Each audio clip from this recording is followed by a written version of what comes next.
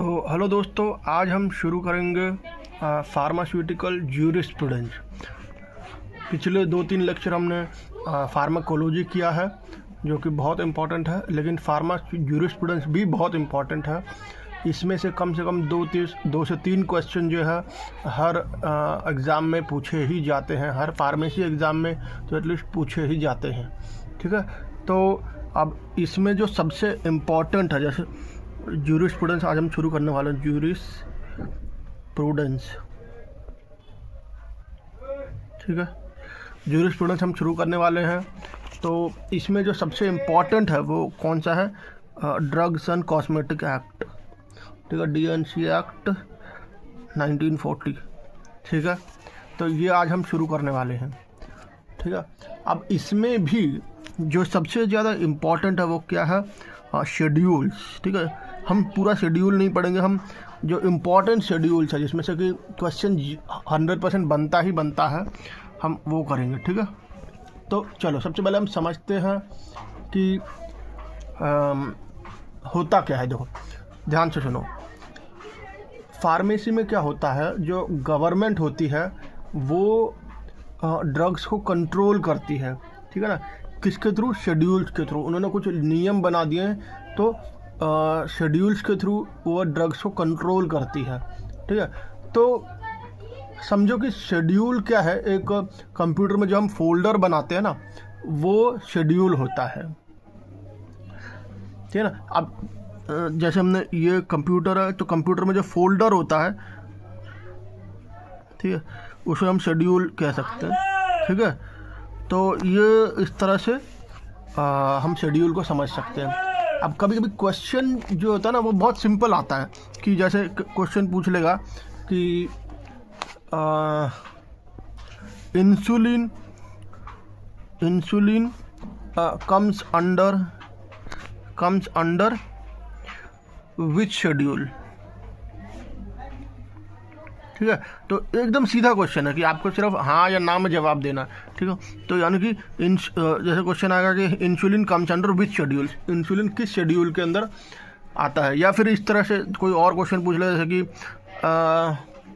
Schedule H means what, ठीक है, ठीक है। इस तरह से भी क्वेश्चन आ जाएगा। तो बहुत सिंपल क्वेश्चन होगा, कोई ज़्यादा टफ क्वेश्चन नहीं होगा। लेकिन कन्फ्यूजन कहाँ होती है बच्चों को ना, कन्फ्यूजन कहाँ होती है कि ज़्यादातर वो कन्फ्यूज हो जाते हैं शेड्यूल G और H में, ठीक है ना। G वर्सेस H कहते हैं कि G और H में कन्फ्यूज हो जाते हैं, या फिर वो M वर्सेस Y में कन्फ्यूज हो जाते हैं, ठीक है, या फिर वो P वर्सेस P1 में कन्फ्यूज हो जाते हैं।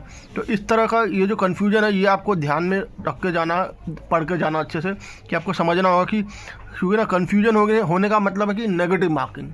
नहीं आता है तो इसका मतलब 0 मार्किंग, लेकिन कन्फ्यूजन होने का मतलब है कि नेगेटिव मार्किंग। तो इसलिए कन्फ्यूजन नहीं होना चाहिए, ठीक है। कि अगर आपने मान लो किसी क्वेश्चन का आंसर होना चाहिए था शेड्यूल G और वहाँ पे आपने मार्क कर दिया शेड्यूल H, तो आपके -0.33 मार्क्स हो जाएंगे, ठीक है ना। तो नेगेटिव मार्किंग हो जाएगा। तो अब एक बार इतने जाने से आप 500 रैंक पीछे चले जाएंगे, ठीक है। तो ये ध्यान रखना कि आपको हर चीज़ एकदम परफेक्टली याद होनी चाहिए, ठीक है।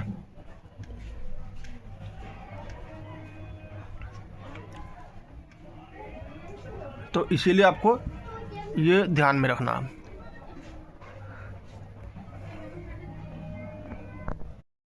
ठीक है, तो अब हम इसमें डिटेल में जाएंगे नहीं, क्योंकि मुझे पता है आपने ऑलरेडी पढ़ रखा होगा यह। तो हम बहुत शॉर्ट में इसको याद करने की कोशिश करेंगे, याद हो जाए, हमसे गलती ना हो, ठीक है। तो चलो एक टेबल के थ्रू हम समझते हैं, ठीक है। तो चलो सबसे पहले हम यहाँ पे लिखते हैं शेड्यूल, ठीक है, शेड्यूल। उसके बाद इसका कीवर्ड क्या होगा, देखो कीवर्ड क्या होगा इसका, ठीक है। उसके बाद उसके बारे में थोड़ा सा डिस्क्रिप्शन, ठीक है, और उसके बाद फिर एग्जाम्पल, ठीक है। ये हो गया। तो समझो, तो सबसे पहले आता है C या C1, ठीक है ना। C और C1 जो है हाँ, आपका पहला शेड्यूल। तो इसका कीवर्ड क्या है? बायोलॉजिकल।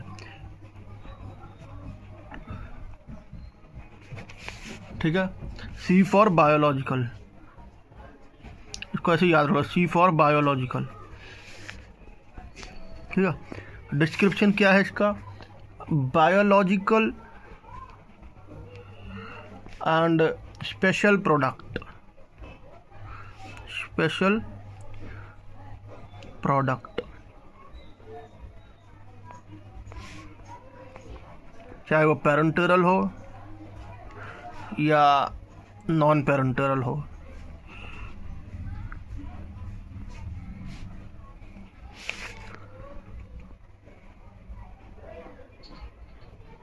ठीक है, ये हो गया। इसका एग्जाम्पल क्या है? एग्जाम्पल है इसका इंसुलिन, ठीक है, सीरम और वैक्सीन।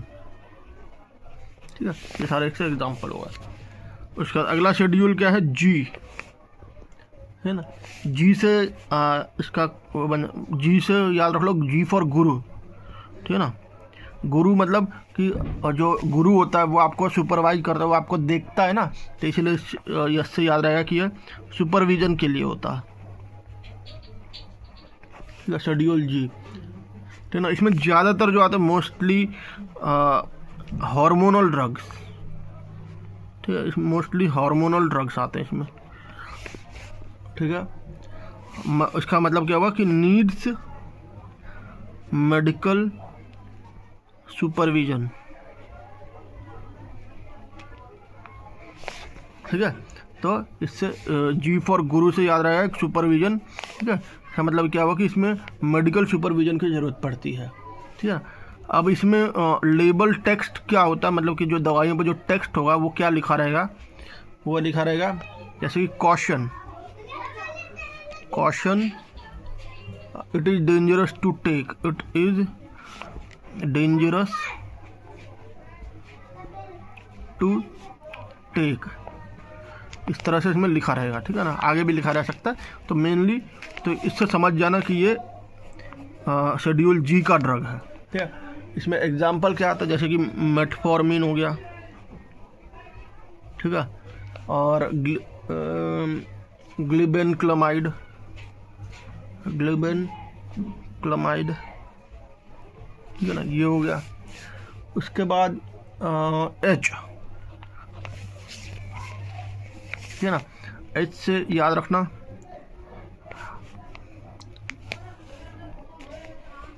एच से याद रखना फॉर हाथ। ठीक है ना, मतलब कि RX ओनली, मतलब हाथ से याद रखना कि किसके हाथ की बात है? डॉक्टर का हाथ। ठीक है ना, तो यहाँ पर याद रखना प्रेस्क्रिप्शन ड्रग्स, प्रेस्क्रिप्शन ड्रग्स। ठीक है, तो जो भी इस शेड्यूल में जो भी ड्रग्स आती हैं वो सारी जो है प्रेस्क्रिप्शन ड्रग्स होती है, मतलब कि डॉक्टर के सुपरविजन में, डॉक्टर के गाइडेंस में, या डॉक्टर लिख के देगा तभी हम इसको दे सकते हैं। हाथ से याद रखना कि लिख के देना है। ठीक है ना, मतलब कि नीड्स डॉक्टर RX। ठीक है, और इसमें लेबल क्या होता है? इसमें जो लेबल लिखा रहता है वो है RX सिंबल। ठीक है, तो इसमें कौन कौन सी ड्रग्स आते हैं? इसमें तो बहुत सारे आते हैं, लेकिन ज़्यादातर जैसे कि एंटीबायोटिक्स हो गया, ठीक है ना, एंटीबायोटिक्स, कार्डियक ड्रग्स ना, ये सारे जो है आपको शेड्यूल एच के ड्रग्स हो गए। उसके बाद आता है आपका क्या? उसके बाद आता है शेड्यूल एम। शेड्यूल एम से याद रखना मैन्युफैक्चरिंग, एम फॉर मैन्युफैक्चरिंग। ठीक है, एम फॉर मैन्युफैक्चरिंग। ठीक है, तो इसमें भी एम है, तो यानी कि ये हो गया GMP, ठीक है ना, यानी कि good manufacturing practice, good manufacturing practice. ठीक है, ये हो गया। तो इसमें फैक्ट्री की क्या क्या रिक्वायरमेंट्स हैं वो आपको इसी शेड्यूल में पता चलेगा, फैक्ट्री रिक्वायरमेंट्स। ठीक है, तो इसमें कैसे याद रखना, M1 जो है उसमें वो होम्योपैथी के लिए होता है, होम्योपैथी। M2 जो है वो कॉस्मेटिक्स के लिए होता है। ठीक है, और M3 जो है वो डिवाइसेस के लिए होता है। ठीक है, इस तरह से आपको याद रखना है। इसके बाद आता है आपका क्या, शेड्यूल P, है ना, शेड्यूल P आता है आपका। तो P से याद रखना, P से पीरियड, P फॉर पीरियड। ठीक है, तो इसका मतलब क्या हुआ कि life period of drug, life period of drug. ठीक है, मतलब क्या है, एक्सपायरी, है ना, इसमें हम एक्सपायरी डेट की बात करते हैं। ठीक है ना, और यहाँ पर P1 जो होता है उसका वो होता है पैक साइज। ठीक है,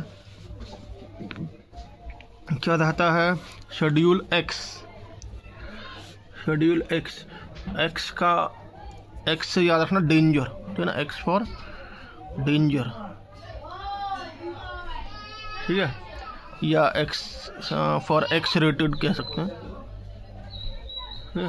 तो इसका मतलब हो गया डेंजर।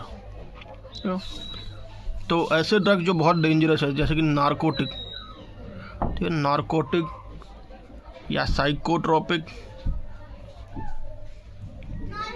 है ना, तो इसमें स्ट्रिक्ट कंट्रोल होता है, स्ट्रिक्ट कंट्रोल। ठीक है, और इसमें हमें बिल की 3 कॉपी रखनी पड़ती है, 3 कॉपीज ऑफ बिल रखनी पड़ती है। ठीक है, उसके बाद इसके में कौन कौन से ड्रग्स आते हैं, जैसे कीटामाइन। ठीक है, कीटामाइन, और फिर एम्फेटामाइन, ये सारे इसमें आते हैं। ठीक है, उसके बाद आता है आपका शेड्यूल वाई, शेड्यूल वाई से याद रखना, वाई फॉर क्लिनिकल। ठीक है, तो इसमें सारे क्लिनिकल ट्रायल्स आते हैं। ठीक है ना, क्लिनिकल ट्रायल्स।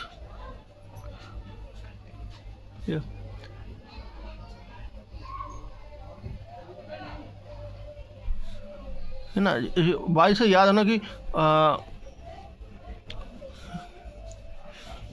जैसे पूछते ना वाई, है ना, वाई, ठीक है ना, तो ये साउंड कर रहा है वाई की तरह ना, तो इसीलिए इसको याद रखना कि वाई। तो हम क्लिनिकल ट्रायल्स क्यों करते हैं कि ये ड्रग हमने क्यों देनी है ना, तो इसीलिए हाँ, इसीलिए इसको हमने ऐसे वाई की तरह साउंड करने के लिए इसे याद रहा कि ये वाई जो है क्लिनिकल ट्रायल्स के लिए। ठीक है, और इसमें तो सारे जो भी न्यू ड्रग्स की परमिशन होती हैं वो सारे इसमें आते हैं, न्यू ड्रग परमिशन। ठीक है, वो सारे इसमें आते हैं। उसके बाद आता है आपका शेड्यूल J। ठीक है ना, शेड्यूल J, J से J फॉर झूठ। ठीक है, यानी कि जो फॉल्स क्लेम्स करते हैं वो इसी में आते हैं, फॉल्स क्लेम्स।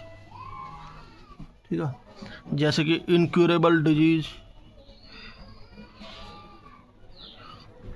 ठीक है, तो ऐसे ड्रग्स जो कि इनक्यूरेबल है उनको ठीक करने का जो क्लेम करते हैं वो ये शेड्यूल J के अकॉर्डिंग उनको पनिशमेंट दी जाती है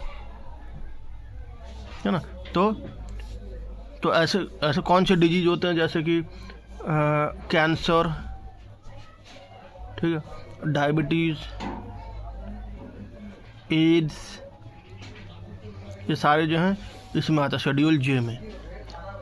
ठीक है, तो ये सारे मेन जो है आपके शेड्यूल्स हैं। ठीक है, कौन कौन से, C या C1, G, H, M, P, X, Y, J, है ना, तो ये सारे आपके शेड्यूल्स होगा जिसको आपको याद रखना, ठीक है ना। इसी टेबल को आप 3-4 बार पढ़ लोगे तो आपको याद रह जाएगा, ठीक है ना। अब इसको और अच्छे से याद करते हैं और थोड़ा मेमोरी टेक्निक से याद करते हैं ना, मेमोरी टेक्निक, ठीक है। तो हम इसके जो अल्फ़ाबेट से वो आया है ना, उसी अल्फ़ाबेट से हम याद रखेंगे। एक कुछ तो मैंने यहाँ पे ही बता दिया आपको, है ना, कुछ मैंने आपको इसी में ही बता दिया, पर अगर कभी कभी कुछ होता है ना कि एक से ज़्यादा बताने पे भी लोग याद रख सकते थे। तो यानी कि देखो शेड्यूल सी जो है ना, सी जो साउंड करता है समुद्र की तरह, SEA वाला जो सी है ना, SEA वाला जो सी है उससे साउंड करता है सी, है। तो ऐसे जब आप सी पढ़ोगे तो ऐसे ये वाला समुद्र आपको इमेजिन करना है, ठीक है ना। तो इससे क्या आपको इमेजिन करना है कि एक समुद्र है, सी फुल ऑफ बायोलॉजिकल्स,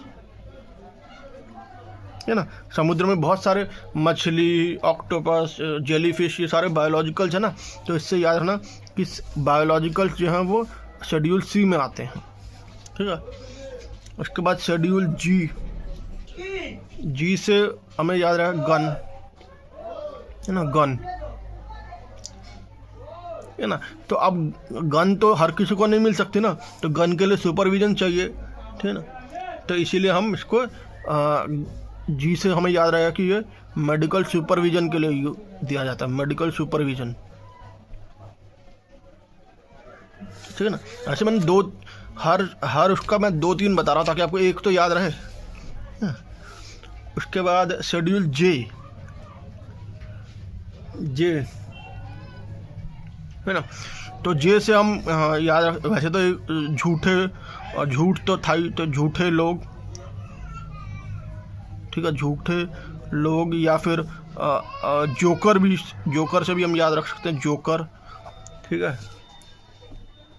तो ये ऐसे लोग हैं या ऐसे मेडिसिन्स हैं जो क्लेम करते हैं कि वो इनक्योरेबल डिजीज़ को ठीक कर सकते हैं मैजिकली, जैसे कि कैंसर, ठीक है, या फिर एड्स, ठीक है ना। तो उनको हम शेड्यूल जे में रखते हैं, ठीक है।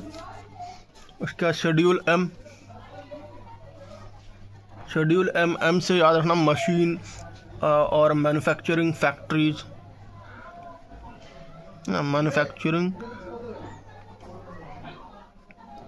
मैन्युफैक्चरिंग फैक्ट्री या मशीन, ठीक है ना। या एम से याद रहेगा आपको, ठीक है। उसके बाद शेड्यूल एन, ठीक है ना। शेड्यूल एन कैसे याद रखेंगे, एन से याद रखना न्यू या नया, ठीक है, नया या न्यू, ठीक है ना। तो इससे आपको याद रहेगा कि न्यू ड्रग्स के लिए जो है मतलब कि न्यू फार्मेसी, मतलब आपको कोई नया फार्मेसी खोलना है तो उसके लिए क्या क्या मिनिमम रिक्वायरमेंट्स हैं वो शेड्यूल एन में आएंगे ना। Minimum requirements for a new pharmacy,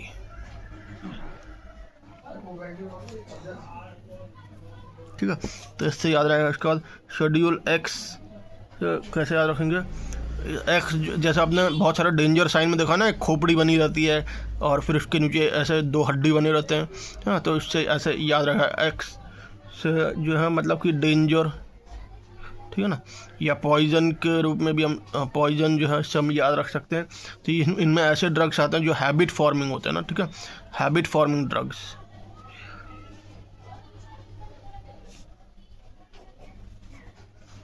ठीक है। इसके बाद आता है शेड्यूल एफ, है ना। एफ से याद रखना फ्री, एफ फॉर फ्री, है ना। तो इसमें वो ड्रग्स आते हैं जो आपकी आँखों को फ्री फ्रॉम इन्फेक्शन बना देते हैं, ठीक है, यानी कि ऑप्थेल्मिक प्रिपरेशंस।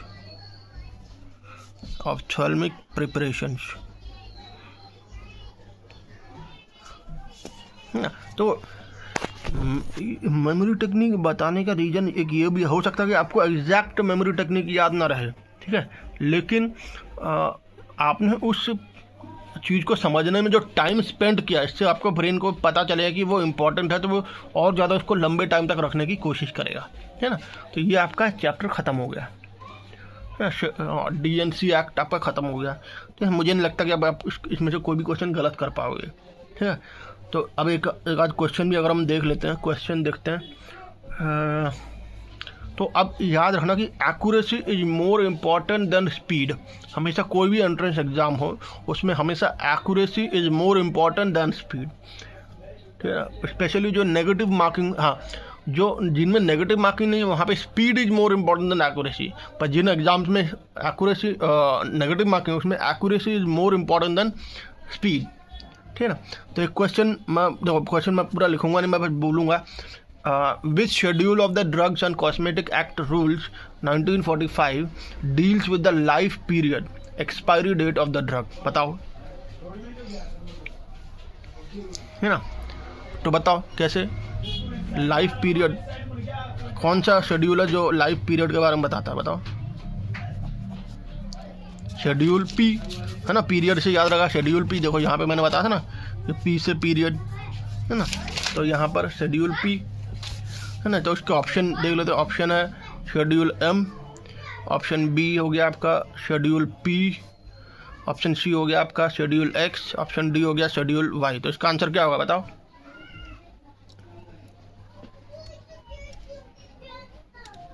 इसका आंसर होगा शेड्यूल पी, ठीक है। एक और क्वेश्चन देख लेते हैं। ये समझ में आया ना, ये दो कितना इजीली हमें याद आ गया कि लाइफ पीरियड जो है वो कौन से शेड्यूल में आता है। तो पीरियड से हमें याद आएगा शेड्यूल पी, ठीक है। ऐसे ही एक और क्वेश्चन अगर हम देखें, अब ये थोड़ा सा कंफ्यूज करने वाला क्वेश्चन मैं बोल रहा हूँ, ठीक है। एक ड्रग है, ठीक है ना। A drug label bears the text. एक ड्रग है जिसके ऊपर एक टेक्स्ट लिखा हुआ। टेक्स्ट क्या है? कॉशन, ठीक है ना। मैं लिख देता हूँ caution, caution. It is dangerous to take, it is dangerous to take this prescription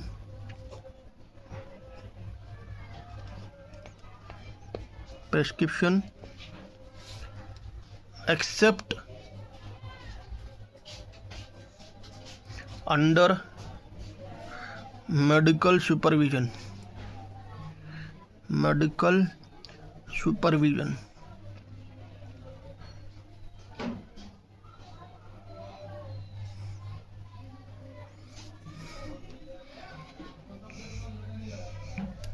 ठीक है।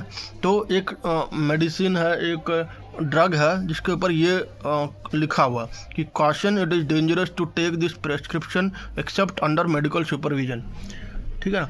तो अब आपको बताना है कि ये कौन से शेड्यूल में आता है, बताओ।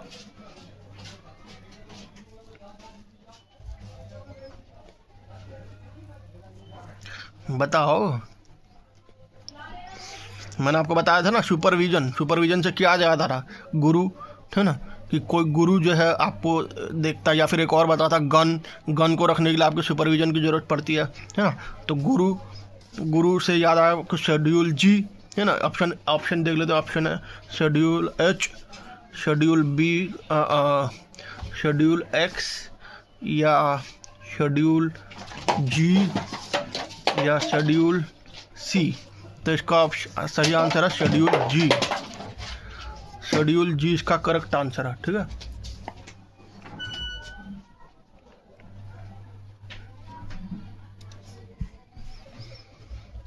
इसका करेक्ट आंसर है शेड्यूल जी।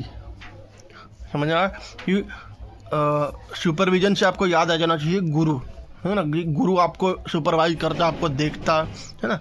तो इस गुरु से याद रहेगा कि आपको जी पे मार्क करना है, ठीक है। एक और क्वेश्चन देखोगे? चलो एक और क्वेश्चन देख लेते हैं, है ना। जैसे जैसे हम बढ़ रहे हैं थोड़ा सा एडवांस होता जा रहा है क्वेश्चन का लेवल, ठीक है ना, जिससे कि आपको इजीली चीज़ें समझ में आ जाए, ठीक है। क्वेश्चन एक बार और देख लेते हैं। अब कुछ जो रिसेंट आरआरबी एग्ज़ाम्स है जैसे, ठीक है ना, वो क्या करते हैं, वो सिर्फ शेड्यूल्स पे ही नहीं अटकते, वो उससे अंदर भी जाते हैं, जो सब शेड्यूल्स होते हैं ना उस पर भी अटकते हैं, वो उस पर भी क्वेश्चन पूछ लेते हैं, है ना। तो जैसे अब एक क्वेश्चन यहाँ पे मैं दे रहा हूँ कि गुड मैन्युफैक्चरिंग प्रैक्टिस GMP, ठीक है, requirements of factory premises for the manufacturing of cosmetics comes under which schedule, ठीक है ना। मतलब कि जो फैक्ट्री प्रीमाइसेस के लिए गुड मैन्युफैक्चरिंग प्रैक्टिस की ज़रूरत है कॉस्मेटिक्स के लिए ना, वो किस शेड्यूल में आता है ना। तो इसका ऑप्शन बताओ कॉस्मेटिक्स के लिए। मैं पूरा क्वेश्चन नहीं लिख रहा हूँ, बस एक आइडिया दे रहा हूँ ताकि आप जब दोबारा ये वीडियो खोल कर देखेंगे तो आपको समझ में आए कि किस बारे में बात हो रही है। जब आप ज़्यादा से ज़्यादा सब्सक्राइब करेंगे तब मैं आपको अच्छे से टाइप करके भी बताऊँगा, पर अभी आप सब्सक्राइब नहीं कर रहे हो तो इसलिए मैं ऐसे ही बता रहा हूँ। तो ये हो गया कॉस्मेटिक्स। तो बताओ इसका ऑप्शन, चलो मैं ऑप्शन पहले दे देता हूँ, शेड्यूल M या फिर शेड्यूल M1 या शेड्यूल M2, ठीक है, या शेड्यूल M3। हाँ बताओ कॉस्मेटिक्स के लिए GMP किस शेड्यूल में आता है बताओ, है ना। तो मैंने बताया था आपको, है ना। यहाँ पर ये देखो M1 जो है होम्योपैथी के लिए है, M2 जो है वो कॉस्मेटिक के लिए, और M3 जो है वो डिवाइसेस के लिए। इसका आंसर क्या होगा? M2 होगा, ठीक है, आया समझ में। तो ये भी आपको ध्यान में रखना है,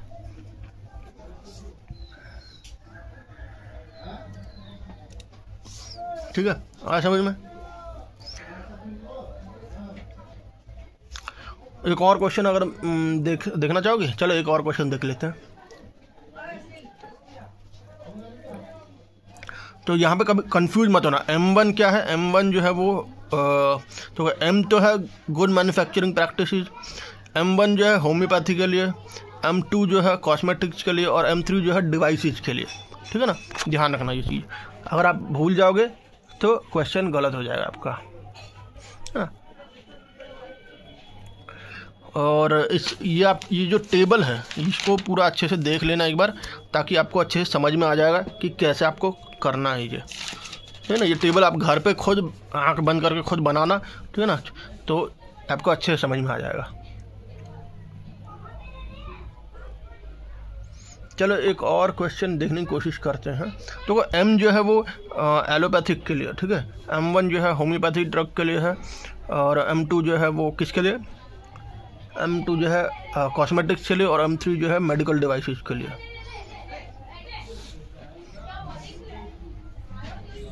ठीक है। एक और क्वेश्चन अगर हम देख लेते हैं, ठीक है, ये क्वेश्चन जो है मतलब बहुत टफ है, इसमें बहुत सारे बच्चे जो हैं वो गलत करेंगे ही करेंगे।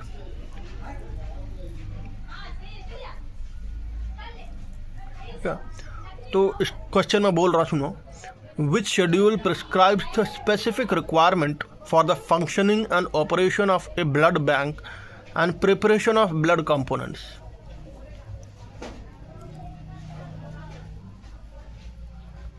ठीक है, अब ब्लड बैंक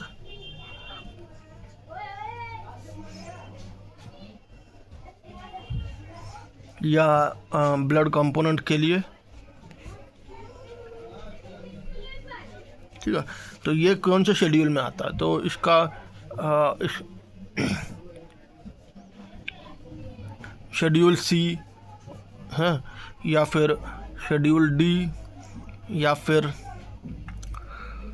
शेड्यूल F, ठीक है, या शेड्यूल G। बताओ, सोचो, बताओ।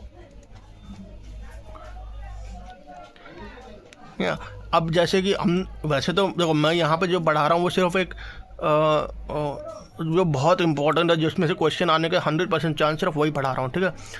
क्योंकि मैं ये मान के चल रहा हूँ कि आपने बेसिक जो है वो पहले पढ़ रखा है, या आपको पहले से नॉलेज है, ठीक है। तो यहाँ पर सिर्फ जो क्वेश्चन आएगा जिस पे आपको ध्यान रखना है, ठीक है ना, जहाँ से क्वेश्चन बनेंगे सिर्फ वही मैं बता रहा हूँ। तो देखो यहाँ पे आप एलिमिनेशन यूज कर सकते हो, जैसे कि इसका आंसर होगा F, ठीक है, क्योंकि डबल F जो था वो I के लिए था, और एफ जो है वो आपका ब्लड या ब्लड बैंक के लिए है। ठीक है, बहुत सारे बच्चे जो है ना इसमें कंफ्यूज हो जाते हैं, है ना, वो सी को मार्क कर देते हैं, वो उनको लगता है कि ब्लड जो है हाँ वो ऑर्गेनिक में आता है या वो उसमें आता है, ठीक है ना, जैसे सी किसमें बायोलॉजिकल में आता है, ठीक है ना, बायोलॉजिकल में आता है, तो इसलिए बच्चे कंफ्यूज हो जाते हैं, इसलिए वो सी मार्क कर देते हैं, पर इसका आंसर होगा एफ। ठीक है, तो ये आपका आज का चैप्टर ख़त्म। ठीक है ना, जल्दी से जल्दी सब्सक्राइब करो और अच्छे कंटेंट लेके आऊँगा मैं।